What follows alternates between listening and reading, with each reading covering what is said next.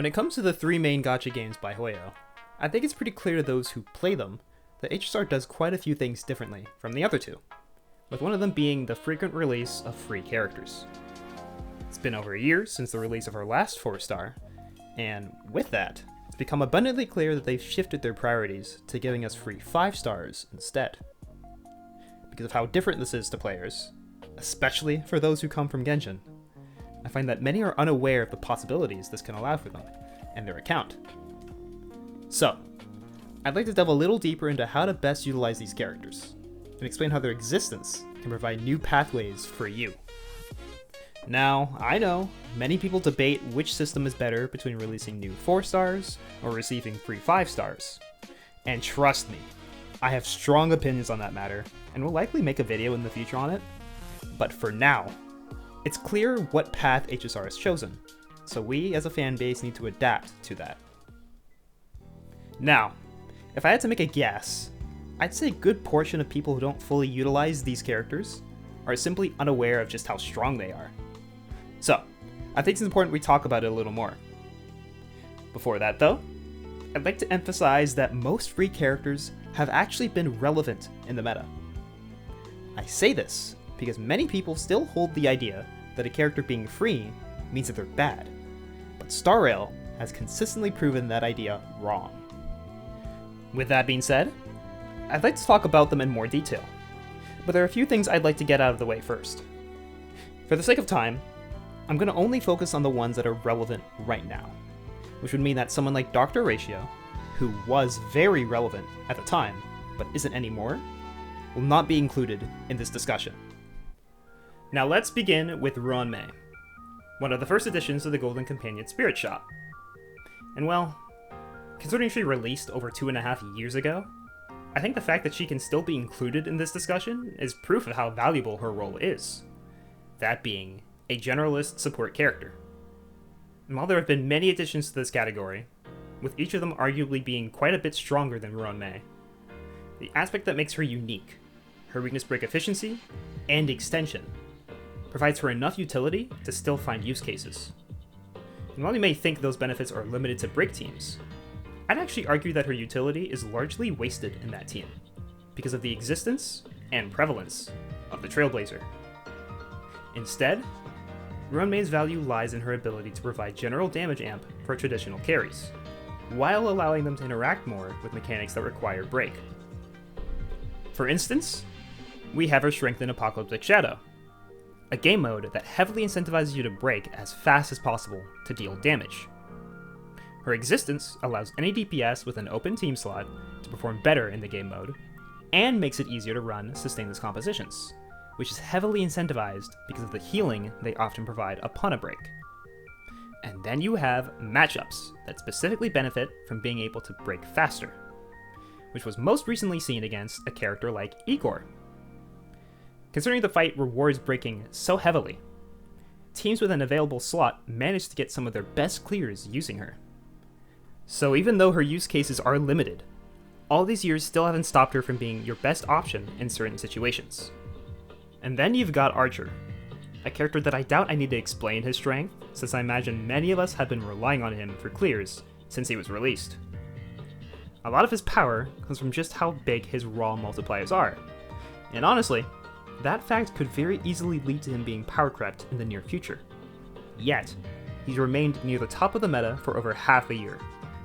There are many reasons why this is the case, but I'd say a good portion of it stems from the fact that he's only ever relied on one character, Sparkle. With Ruan-Mei, we've already discussed how having a flexible slot in teams allows you to use characters that are more tailored to specific scenarios, and Archer is one of those DPS that can freely use supports like her if the situation calls for it. That flexibility, alongside his high toughness damage and the ability to save resources until the enemy weakens themselves, makes his performance much stronger in practice. And then we've got Dipped, a character also regarded as being a savior for free-to-play players, considering he's one of the strongest sustains in the game. How he compares to the top-tier sustains, which is just Hyacinth and debatably Huohuo now, is that he sacrifices buffing capabilities to be more generally applicable and proficient in sustaining. While his buffs might be relatively weak, and are restricted to being single target, the comfort provided from his shields and SP positivity gives him a spot in essentially any attack scaling team.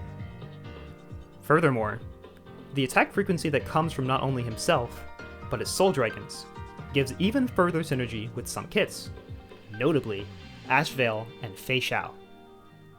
Because of these things, even though on paper what he provides might not be anything special, in practice, he sees far more use in an average account. Now if we continue going from chronological order, the next free character who was meta came from the character selector in version 4.0.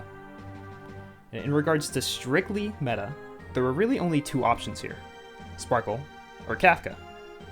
And while they're both insanely strong, a large majority of people picked Sparkle, so my attention will be on her for today. Now this is where things start to get really weird, because her Nova Flare came alongside the selector, and that Nova Flare made Sparkle arguably the best character in the game. Prior to her Nova Flare, Sparkle was essentially only played in Archer comps, and while she certainly did her job, it was very clear that she was holding the team back. And well, Hoyo just couldn't accept that one of their most popular characters was being treated like that. So, with her Nova Flare, they decided to, and get ready for this, significantly increase her SP gain, gave her some of the highest raw damage amp in the game, helped her energy gain, removed the restrictions on her buffs, increased her buff uptime, and buffed her Eidolons. And to top all this off, she's free now. Ignoring the fact that everyone will immediately have a use for her because of their free archer, it will still be faster to list the teams that she's not great in, as any hypercarry team will need her, and any sustainless team will happily use her as the last slot. And finally, we've got the two newest additions, Robin and Huohuo. I'll start with Robin first, as I have a lot to say on Huohuo. But Robin, I believe, is also a weird choice for a free unit, because again, she's quite strong. Not nearly as strong as Sparkle plus Nova Flare, but still strong. And I'd say it was quite a common opinion for people during version 2, to say that Robin was the best character in the game. And while her lack of synergy with version 3 characters certainly hurt her meta relevance, what she provides is still ridiculously strong. What I'd like to make clear though, is that Robin's biggest issue lies within her biggest strength, her ultimate. As beyond Cyreni's first ultimate cast, Robin's ult is still one of the strongest individual abilities in a kit, as a team-wide action advance has been proven time and time again to be the difference needed to clear quickly. As such, her biggest drawback is what it takes to reach that ult, as things like hit RNG, energy funneling, and specific light cones are sometimes needed to get her ultimate at a reasonable speed. It's because of this, alongside her lack of synergy with newer teams, that's led to her drawbacks overshadowing her benefits during version 3, and it's showing again in version 4. However, with her E1 and E2 being easier to access, she starts to buff enough to surpass those issues, and the energy gain from E2 specifically helps significantly in getting her ultimate as fast as possible. And finally, we've got Huohuo, a character that's led to disappointment in a lot of people after her Nova Flare. But not to me. Now, before you come after me, I want to be very clear that her Nova Flare was lackluster. But I'd say it makes sense considering she already had some relevance in the meta before the Nova Flare.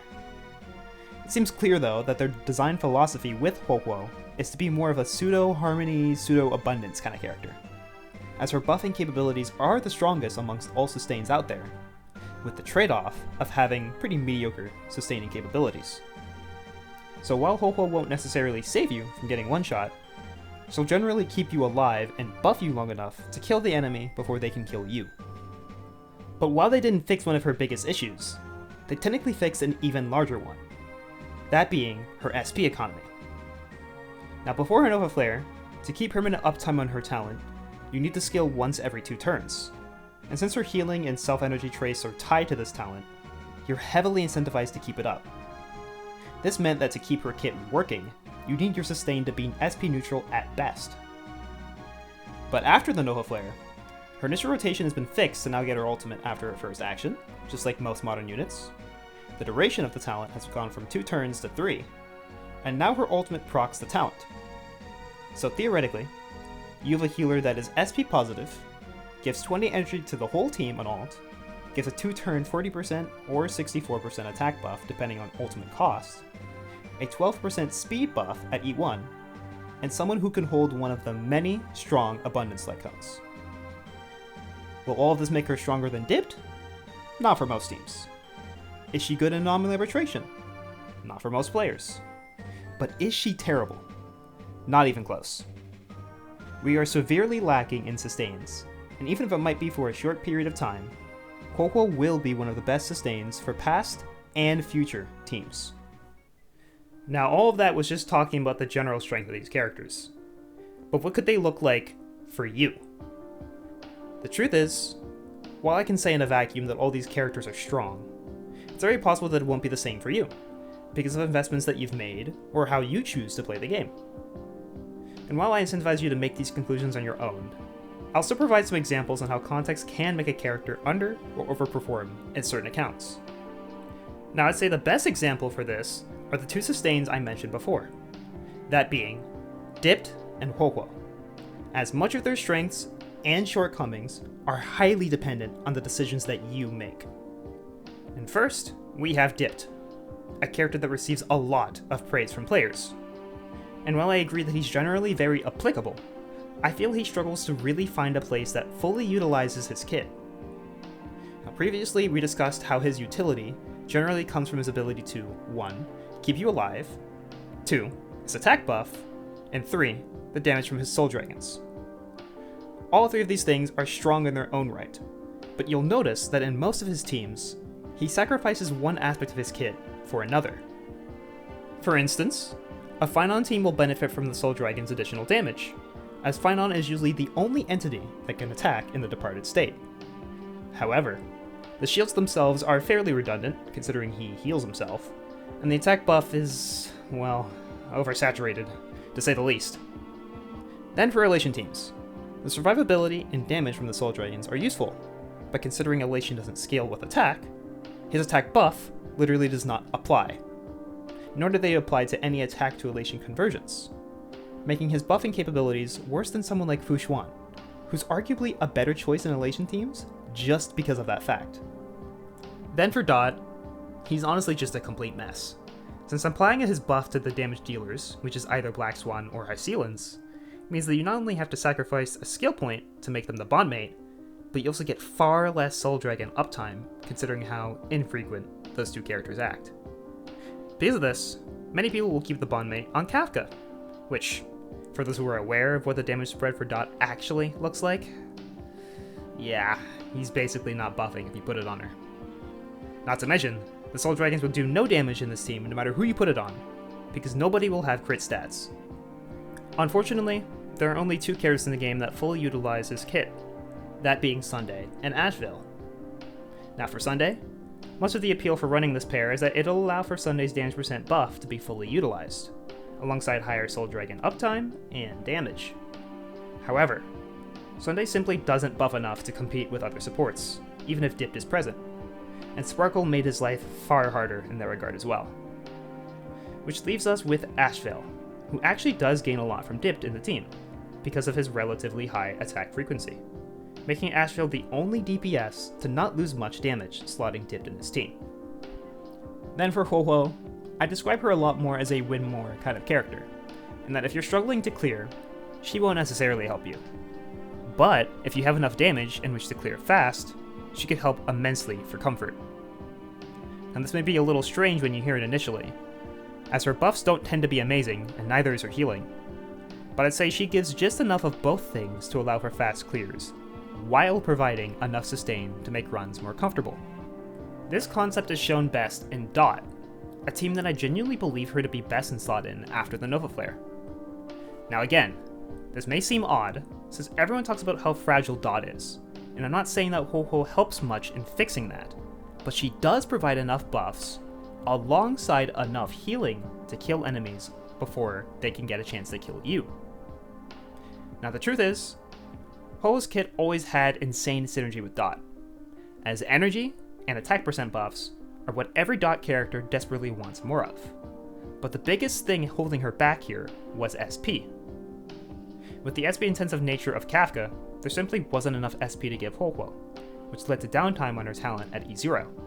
And if her talent is ever not up, you're essentially playing a sustainless team. However, now you get her first ult much earlier, and you theoretically never have to skill on her. This is insane because her buffs and specifically Dot are harmony level, as energy is the single best buff you could give a Dot team, especially after Black Swan's Nova Flare. And now you get that alongside healing.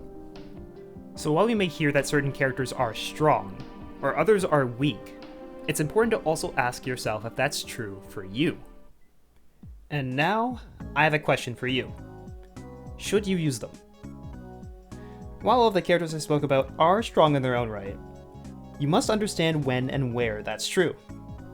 For example, many people say Dipped is extremely strong and can help out an account a lot. But for me, he's mostly just a benchwarmer that I only ever bring out if I'm okay with using a worse version of a team, because he doesn't buff enough to see play in those cycle clears. On the other hand, while others are unhappy with Holquo and see little use to her, I, as a Dot player, am overjoyed with her addition to the shop and her Nova Flare, because now I can finally run a sustain and not lose 3 cycles in doing so. But this is the case because of the context of my account, a concept that I spoke in detail about in a previous video, and something that's very important when assessing the strength of free characters. So, with the context of your account, I'd advise you to rethink the value of these characters, and hopefully find the answer to the question of whether you should use them or not. I don't think I'm going to get much of a better opportunity than this, so I'd like to thank you all for the support for these videos. It's insane to think that it's only been a month. This is only my 5th video, and yet I've managed to get this far. And while I'm still very new to all this, I try to read as many comments as I can, take in all the feedback, and get better with each upload. And I'd like to believe it shows. On the topic of that though, I was wondering what I could do for you guys. And after the context video, it seemed people were quite interested in a Discord server. And I have to agree that it makes sense, especially since this community is more focused on the analytical side of HSR, which naturally inspires a lot of discussion. But I wanted to wait until it made more sense, numbers-wise. So now, to get a gauge of the appeal, I'll leave a pinned comment at the top, asking about it, and if that's something that appeals to you, just give it a like. And once it hits whatever arbitrary number I determine is enough, I'll make it and link it down there as well. Anyways though, bye-bye!